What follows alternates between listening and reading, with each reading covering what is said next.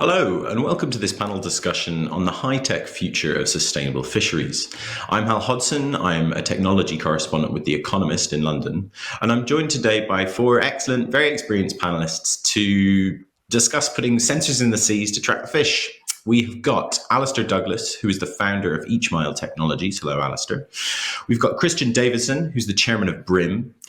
Britta Gallus is the head of corporate responsibility and transparency at Metro AG.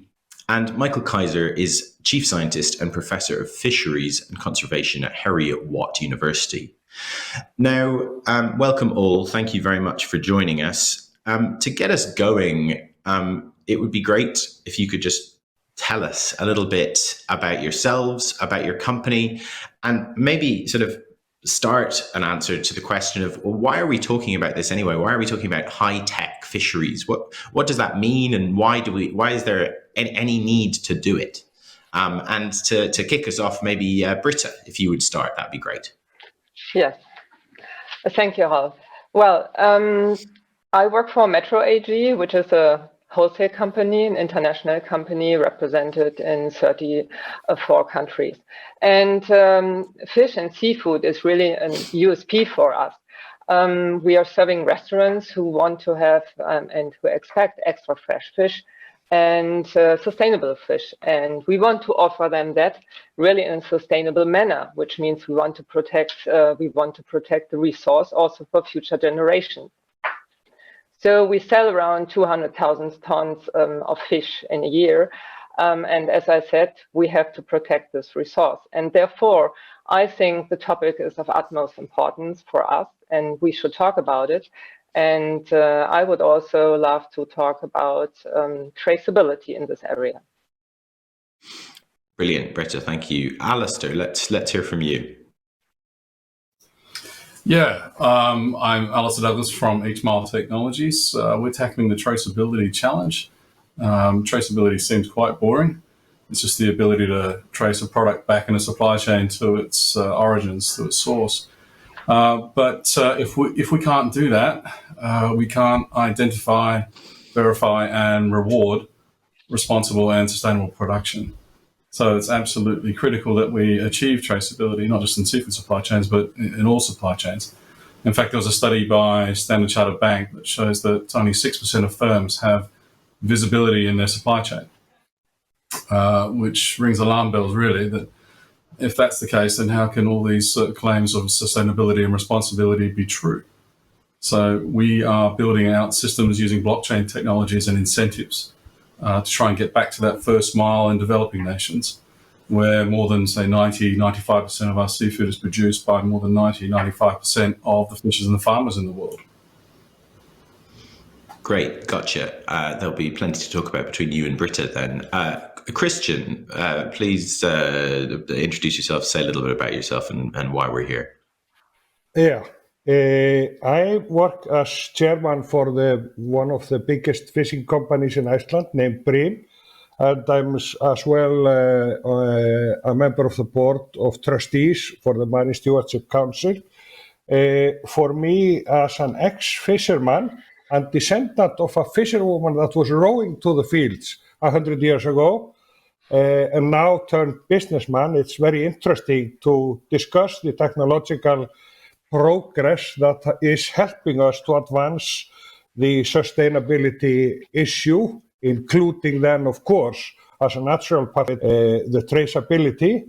I have a technological background from the seafood processing industry. So I just look forward to add to my knowledge on this, together with these excellent people. Thank you, Kristjan. And Michel, last but not least, you're our academic for the panel. Why are we here? What's the problem?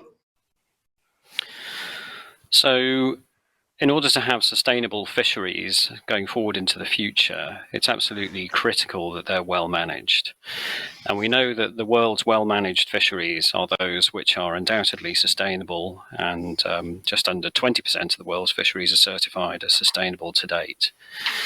However, to achieve that, what we need is good scientific information, good evidence to inform appropriate policy development and management. And of course, the majority of the world's fisheries are data poor, and that's over the last 30 years where I've been working, mostly with data poor fisheries. And then before I joined Heriot-Watt University, I worked for the Marine Stewardship Council, and that really brings it home to you how important it is to take a supply chain perspective to sustainability, literally from the net to the plate. And so joining Heriot-Watt 3 years ago was very exciting for me because it's a very technology-focused university with great expertise in artificial intelligence and underwater robotics. And what that's made me understand and helped me to collaborate with others, such as Alistair on this call, is around the new advances in miniaturization, advances in IoT, and also satellite communication technology. And suddenly now we're able to actually offer the opportunity to the industry to instrument their fishing equipment, which provides me, the scientist, with data, but also actually provides the opportunity for fishermen to use that data themselves to improve their own efficiency and behave in a more sustainable and responsible way. But it also offers the opportunity for traceability, and it also offers wider opportunities to wider society to inform climate models in a way that we couldn't do before. Yeah, Michael, thanks. Okay, well, a lot to talk about. Let's go straight on to traceability because it's something that you all brought up. What do we actually mean when we say traceability, Alistair? Are we talking about the consumer knowing exactly which patch of the ocean the fish came from? Are we talking about the consumer knowing how that fish was processed, whether there was bycatch? What kinds of information are you including in your service, I guess? And how do you come across that information? How do you collect it? Yeah, traceability can mean different things to different stakeholders in the supply chain. For consumers, they put trust in the retailers, that the product that they're purchasing from them is legal, reported and regulated, that it's safe, that it's authentic, and that it is actually sustainable and responsible. It's not processed by child labour and it's not being fished by slave labour. So the consumer might want to know the story, the provenance behind the fish product, but the supermarket needs to know a lot more than that. They need to know whether it is legal and indeed is it in compliance to standards and spec and safety. And so the different stakeholders within a supply chain all need different types of data. So there are challenges in getting that data, of course, right from the first mile. Governments need to make sure that the products are legal and regulated in accordance to that. Then there is also challenges with safety, toxins, natural toxins in seafood. So there are challenges with data addition and data petitioning as a product moves through the supply chain. Different stakeholders need different information.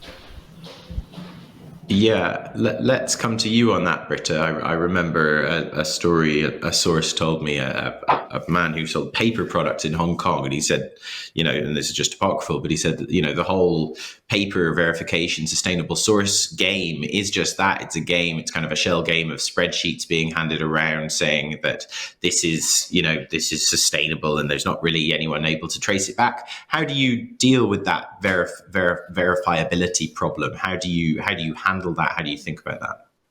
Yeah. So what we did, we started already some years ago with a digital traceability solution, which we are using in a couple of countries, not in all countries so far.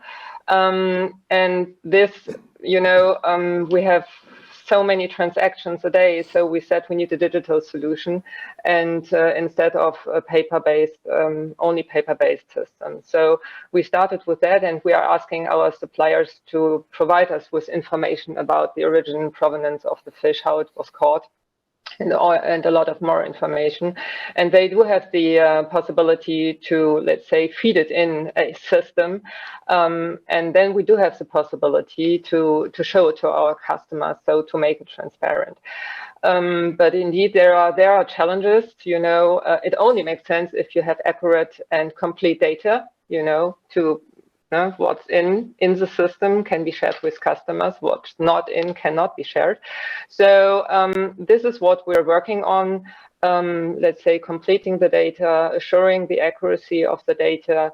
And there are some interesting challenges and opportunities with. Yeah. Kristjan, you were a fisherman in your in the earlier parts of your career, you mentioned. Could you tell us a bit about what you've seen change? Because it strikes me that, in a way, fishing is quite an odd activity for humans when it comes to food production. Most industrial food production happens through farming. We don't industrially hunt animals on the land, and that's essentially what we're talking about here. We want to find some kind of middle ground between farming and fishing, really, with what we're talking about here. But we're not talking about aquaculture. What are the changes that you've seen, the technological changes that have sort of pushed us in that direction towards this slightly weird, if you think about it, place where we're trying to curate the wild creature that we're also hunting? Well, let me put it this way. If you had started to discuss with the 12-year-old that was substituting a conveyor between a filleting and a skinning machine in 1972, and you had tried to talk to him about digitalization, about blockchain, about sustainability, he wouldn't have had a clue. So more or less everything has changed since that time, not to mention the times of our grandparents. But the thing is, today, it's more or less obvious. You don't have to discuss that sustainability is here to stay. You don't have to even discuss that sustainability is a good business. Selling a seafood product to Metro or to anyone else, you want to sell your product with a good story. You want to share the good news, and for that you need the tools. Today we are lucky to have the digital tools, and I'm very excited about the development of, for instance, blockchain, because in Iceland we have found out long time ago that anyone can do things cheaper than we can do. The only way for us to do business is to do it as good as we can, try to strive for being the best. And since we have our house more or less in order, if I dare say so, when it comes to sustainability, we have been acutely aware of through the times that sustainability is not an issue you discuss. If you want to have your food, if you want to have your fish next year or the year after, you just have to comply and take care of sustainability. And it's nice to be able to use that as a competitive advantage. Working with the MSC and other, not everyone is in the lucky position to be able to prove the sustainability of their products. And unfortunately, there's a lot of fraud going on in the world, and that is why the traceability is so important. You want to be able to prove that you are telling a good story and that it is true.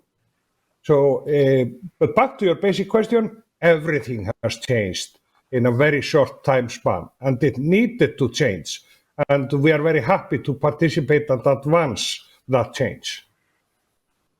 Okay, thank you, Kristjan. So, Michael, everything has changed. I wonder, whether you agree with this framing of, that it is a little odd that the idea of sustainable hunting is kind of a little strange in terms of, especially when we think about the volume of food we're talking about producing through this industry overall, whether you have any thoughts on that. And then maybe if you could just break down for us, what are the components of the technical infrastructure that we humans have put around these wild fish? I mean, we've talked about the databases that are going to have the traceability information in them, but there's probably a few more components that we could break out to talk about here.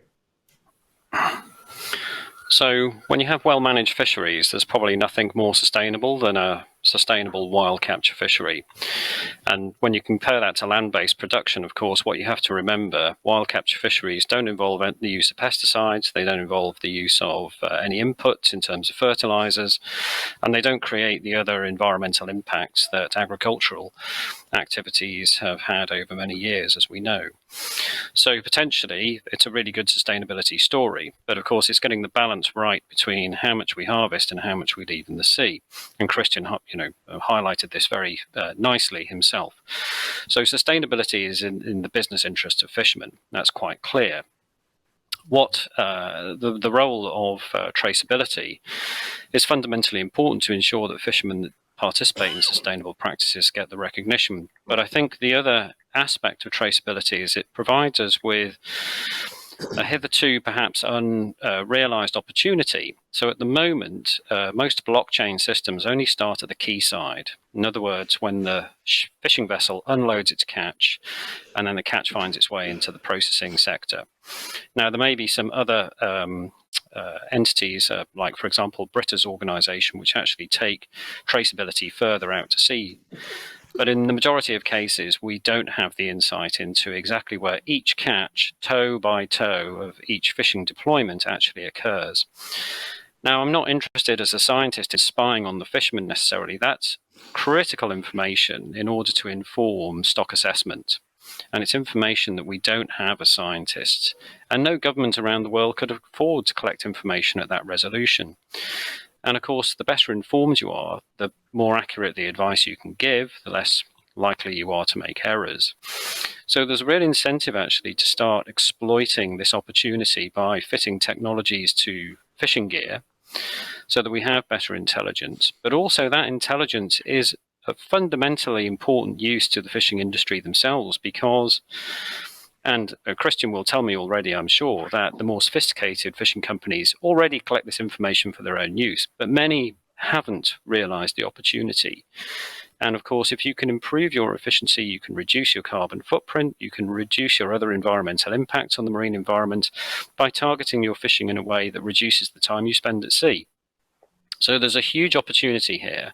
It just hasn't been articulated in a way whereby the industry perceive it to be an opportunity, a business opportunity to themselves. Previously, it's something that's done to the industry for the purpose of spying or enforcement. But actually, there are far many sort of more positive aspects to this from a business perspective. Okay, that's really interesting. Alistair, you yourself mentioned incentivization, and that's a lot of what you're trying to do. Can you tell us how you do it? As Michael said, you sort of bolt technology onto the fishing boats. I imagine you're not bolting any technology onto the fishing boats, but maybe virtually you are. To explain to us how you're attempting to provide this incentivization to be more sustainable. Okay, so blockchain, obviously, one thing that Britta mentioned was with traceability, it can be achieved through pencil and paper, but it doesn't build trust. And blockchain is an immutable record. So you're not going to write or falsify data and put it on a blockchain, or you'd be foolish to do so. It'd be high risk. The other advantage of blockchain is that it can be an exchange of value. So tokens power the blockchain, but they can also be a medium of exchange of value for traceability data. And that's what we've created with the Fishcoin project. It is a token that allows downstream actors to purchase a token and reward those upstream actors all the way through to the fishers and the farmers. And it allows the market to price the traceability data. And those upstream actors can then redeem those tokens for vouchers to grocery stores. They can top up their mobile phones. They can eventually exchange them for e-government vouchers for trips to the doctor, those sorts of things. And that's really sort of targeting the fisher or the farmer in developing nations. But for these sort of more advanced commercial fishers that Michael was referring to there, they do have the capacity to pay for these systems a lot of the time, but they struggle to see the return on investment. Traceability enables us to trace back to the actual vessel and reward that vessel, in terms of access to market and premiums for having sensors on nets, for gathering that oceanographic data to help with climate change modelling. It can make the vessels more efficient, as Michael said. We can actually produce better quality fish, and it can assure that the brand is protected as well as it moves through the supply chain. And supply chains move from sort of fragmented to more coordinated and collective, which is where we want to all route to as such. The exciting thing about blockchain as well is that a lot of the time those producers or the fishers do not see much of a return on investment, but sensors placed on vessels, the data can be monetized. It's of interest to a number of actors in the market, people that actually provide market intelligence, catch information, those sorts of things, wants to purchase that data. On a fish farm, for example, it's hard to sell to a developing nation farmer a dissolved oxygen sensor. However, if the sensor owner puts it on to a farm, he can sell the oxygen data to a company that wants to sell an aerator to that farmer. So you can monetize the data using blockchain. It's the asset owners, the sensor owners can all come together and help to monetize. And so you're building a data ecosystem. So that's a very exciting thing or aspect to blockchain technologies that will help build these sort of data ecosystems and more collaborative supply chains. Yeah.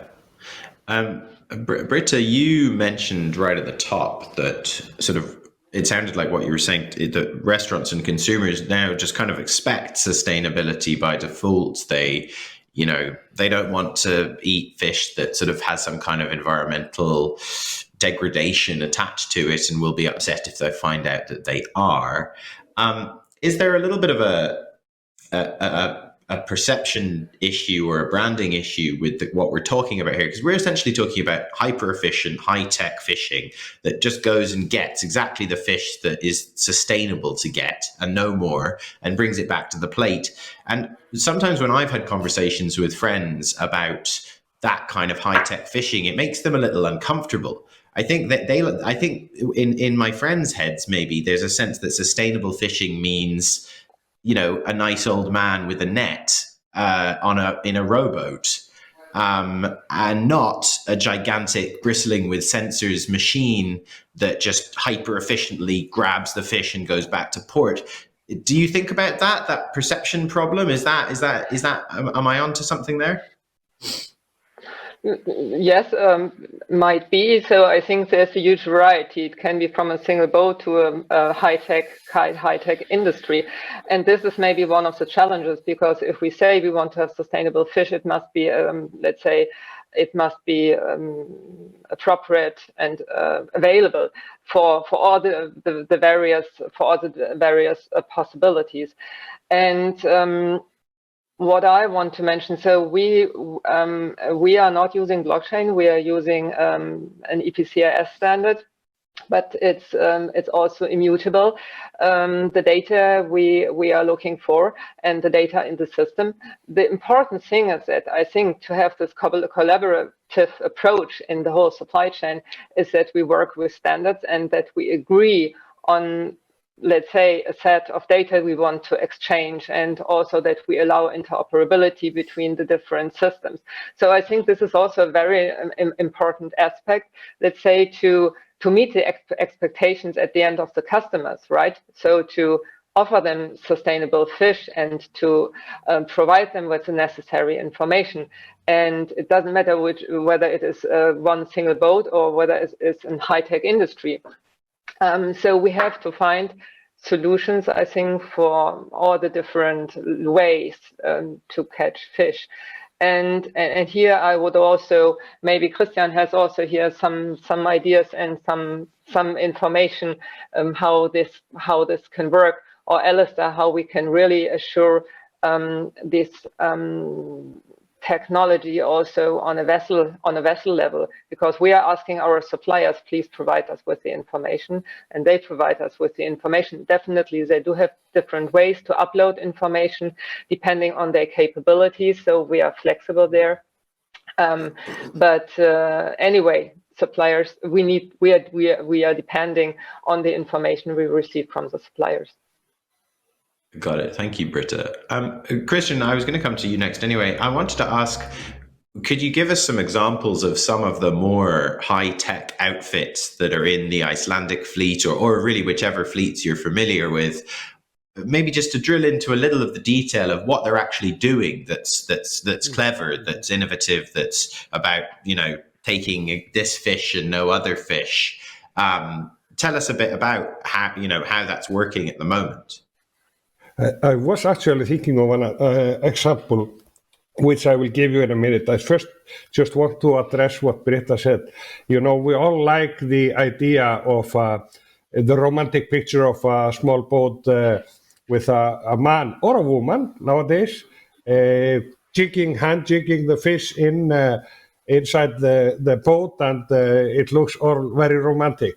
But as a customer of Britta's or her colleagues, I'd like the idea of my chicken coming from a small farmer, going around in the field and then going into its small house and putting its egg down there. But I'm aware of that chicken nowadays is not so much done that way. The eggs, they are in a special, you could call it even factory agriculture.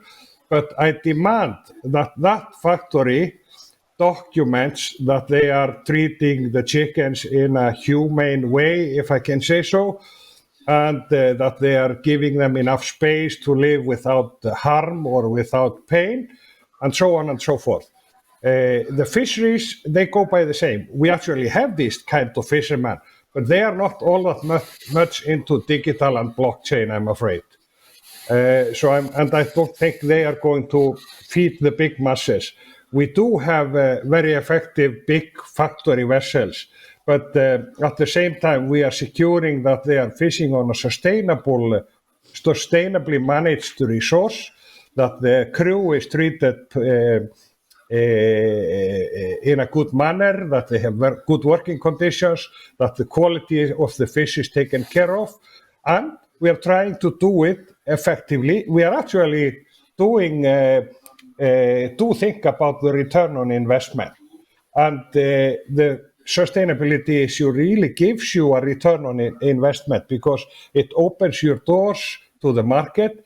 It gives you access to the most demanding customers, who often happen to be the best paying, and so on and so forth. But let me give you an example. I'm involved in a project where there is this guy who had the bright idea of putting remote controllers on the trawl doors. If you can imagine the trawl being a big truck behind the vessel, you have doors in the front of it to keep it open, to keep the net back open. They are dragged along the bottom, and of course they have an effect on the bottom. We like to believe it is small, but we would like to minimize that impact. This guy had the good idea of putting some controllers so that he could control them up and down and to the left and to the right and so on. And this gives less impact on the seabed. It also gives us less energy use. It is remotely connected to the vessel. It gives us information about the movements of the fish. So if we have a mixture of mackerel and herring, the herring tend to be higher in the sea. We can detect where each species is and go after the mackerel if we want that, or go after the herring. So it's a win-win. It is a profitable investment. We are just in the process of developing this. To give you an example from the real life. That's great, Kristjan. Thank you. Michael, let's come to you. I know you've done your fair share of sensors on boats. Could you tell us a bit about how that, maybe first how that conversation goes? Maybe there's a starting point where you're even talking fisher folk around the idea of a boat bristling with sensors, and then just, what kinds of things are you putting on there? No, you're absolutely right. There has to be an incentive for fishermen to want some new technology on their vessel. So the key starting point for the conversation is, what's in it for me? And if as a scientist I can't explain that, they're not going to buy into it quite clearly. So I'll give you a good example. So some years ago, there was a controversial closure of an area of the sea as a marine protected area. And there was some debate about whether the reason that the area was closed was valid or not. And so a program was put in place to basically undertake an environmental impact assessment to see whether the industry could be allowed into part of the marine protected area without jeopardizing the conservation features. So the way to approach that was to actually provide the evidence of exactly precisely where the fishermen were fishing. And of course, what they needed to provide was that evidence. And so what we started looking at was putting data sensors onto their trawl fishing gear, so that every time the gear went in the water and every time the gear came out of the water, we would be able to say exactly which bit of the seabed had been fished. So the technology is there to allow us to do this. And of course, the incentive for the fishermen was, well, here's an open door possibly where we might be allowed to go and have access to an area from which we've been excluded. So basically, it requires an engagement on both parties' perspective. But in addition to just having access to the area, of course, the other benefits are all the information that then feeds back into our understanding of how to manage that fishery sustainably, plus all the environmental sensing data as well. I think the other thing, I'd just like to pick up on a point that Kristjan made. Going back to the 1970s, it's important not to forget where we've come from to where we are today. In the 1970s, fishermen were just using Decker to navigate by. In the 1990s, when I started my career, we only just had GPS. Now, with satellite technologies and miniaturization of instruments, we can fully instrument fishing vessels so that they become totally integrated data gathering platforms in a way that doesn't interfere with the day-to-day practices of the fishermen. And the other potential that relates to that is also about safety at sea. As soon as you digitize a fishing vessel to collect data, you can start collecting information on how that ship is performing at sea, whether the skipper is pushing it above and beyond its limits of safety. You can also digitize the crew's clothing so that the skipper can monitor where they are on the vessel. And from a safety point of view, that could reduce, man overboard incidents, loss of life at sea, crew becoming trapped in freezer compartments.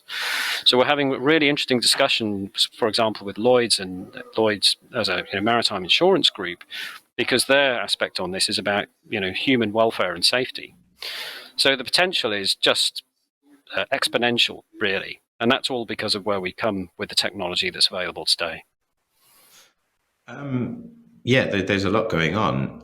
Alistair, it seems like there's the potential for, obviously, we've been talking about kind of upside. We've been talking about data collected and shared for net good, for public goods, creating commons, all that good stuff. But two things strike me. One is that, do we necessarily need to have humans on these boats in the long run? And the second is, if I'm a scurrilous fisherman, what's to stop me using all this technology to just catch a lot of fish really quickly and sell them and not care about any of this nice stuff about sustainability? But, all of this technology is available. It's relatively cheap. Aren't there some potential downsides that we need to think about to, massive surveillance of the seas being cheap? Yeah, there are. It can be a bit of a double-edged sword. I mean, technology was there to help us catch more fish and really sort of got us in trouble in the first place. It's now sort of progressed to the point where we're using it now to basically catch the bad guys, to now discussing how we can help the good guys. And obviously automation can displace people, it can put them out of jobs. But, if you're an observer, we've had a number of observers killed at sea. Their lives are often endangered at sea, so that electronic monitoring can help prevent that. Crew, some of them are away for over a year at a time. And then the people that process our shrimp in processing facilities in Indonesia, their wage is $105 a month for 6 days a week work in a chiller. So automation can displace jobs, but some of those jobs probably people don't want to work in. So that can help and make things more efficient. But obviously displacing jobs for people who want those jobs. And if there's no alternative, it's a problem. So we have to make sure that there's distribution of income to those people. So that there is a challenge there. Tech, from our side, obviously just worthy to mention that this is the International Year of the Artisanal Fisher, and that they make up the vast majority of the fishers in the world. and developing nations produce a vast majority of the produce, our seafood. And so we need to also think about that and how we can get technology into their hands as well, make it accessible both technologically and economically, because we need to get data from them. And if we don't get that data, their catch data, we don't know who they are, then we can't transition to rights-based fisheries management. We can't give them some sort of access right, use right, or ownership of the stock. And once they have ownership of their stock, they have an incentive to protect those stocks. So we must find ways to do that. The good thing about blockchain is not only can we actually have the market, we sort of decouple the cost and benefit, where the data is being bought by the market and we're given to the supply chain actors in the developing nations. But we can also give them token ownership of the business of traceability. So this is the other exciting thing about blockchain that must be discussed, is that we can give them equity tokens. So we've actually created a system like a frequent data sharing point, and eventually we can do a security token offering for our company in traceability, and we can reward them with equity tokens. And so from the profits that we make, we can give them dividend tokens as well. So they can actually become shareholders of the business of traceability. And then those products, once captured in real time, can be communicated to electronic auctions and marketplaces. And when the produce is sold on those markets, we can also give them ownership in the trading platforms.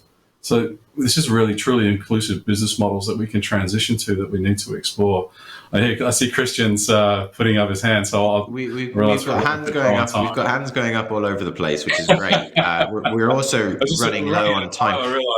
Yeah. Michael's hand actually went up first. So what I'd like to do is, Michael, if you'd like to make your point and any quick summary remarks, and try and make it as quick as you can, then we'll go to Britta for a quick addition from her, and then Kristjan will leave it to you to sum up. So Michael, take us away. So just picking up on your point about technology enabling the fishermen to remove all the fish. Basically, technology is a really force for good, where we have a well-managed fishery, and so where we set an upper limit to how much fish can be removed from the sea, so with a total allowable catch. As soon as you do that and you give fishermen the technological insight into being able to improve their efficiency, then you immediately reduce the time that they spend at sea. Now, the Canadian government did this. They mapped the seabed and they gave the fishermen the maps, and it cut down the amount of seabed that the fishermen were disturbing, because they knew where to go to catch the scallops. But they couldn't catch any more. The limit was still the same. But they ended up spending half their time at sea, and the less time as humans we spend in the marine environment, the less damage we will do. That has to be a good thing. That's a very clear takeaway, Michael. Thank you. Britta, from Metro's point of view, these downsides, these potential abuses of the technology, how can we think about them? Actually, I think this technology is, as I see it, it is an enabler. The same with traceability. It enables us to track and trace products. And the important thing we need in the supply chain itself, but also with different stakeholders, we need cooperation and collaboration, and a clear commitment that we are here for doing, with the same intention, doing something good and acting sustainable. So I think this is the absolute precondition. And then, technology, traceability, everything can help and feed into that. But this clear commitment is absolutely necessary. Great. Thank you, Britta. Kristjan, you've been very patient. I've seen you nodding away and grinning into the camera. So take it home for us here, and feel free to run us over a little bit if you need to. Thank you very much, and thanks for a very interesting discussion. I would like to conclude with that there has indeed been a tremendous progress made in improving sustainability of marine resources in a very short time. Only a few decades, really, if you think about it. There is, however, still a great potential for improvements, and they are indeed happening at a rapid pace. Just look at what Alistair is doing. There are concerns for a divide between the haves and not haves in this development, and this must be addressed by society at large. Too many countries have not faced this reality we have in front of us, and there is a dire need of improving not least the legal frameworks, the economic incentives for investment in sustainability, for instance, reduction of harmful subsidies, which do more harm than good by subsidizing bad practices and turn us into a vicious bad cycle. Education is a thing, and other ways to help the laggards to improve. Too many fisheries today are not certifiable even as sustainable, not least due to these factors. Thank you very much. Well, Kristjan, thank you very much. And thank you to everyone. We've just hit time. Yeah, it only remains to me to thank you very much. Fascinating discussion. I know I learned a lot, and I'm sure our viewers did as well. So Alistair, Kristjan, Britta, and Michael, thank you very much for joining us today.